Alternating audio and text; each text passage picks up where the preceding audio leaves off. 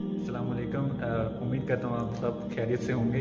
तो आज हम सब अपने प्यारे दोस्त हाफिज़ मुज़म्मिल हुसैन नूरानी के चैनल पे तशरीफ़ फरमा हैं।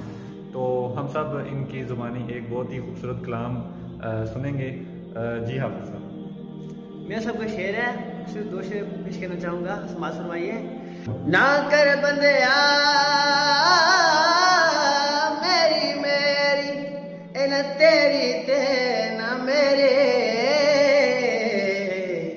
चार दिनां दा मेला ते फिर मिठी दी तेरी, और जंगी मारी सजना कोलों ते सहवारी हो जांदी, पर यार यारांदा गिला नहीं कर दे ते असर परे ते जिना दे, और ले भी यार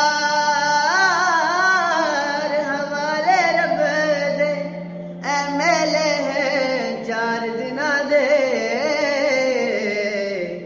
ते उस दिन ईद मुबारक हो से ते जिस दिन फिर मिलांगे।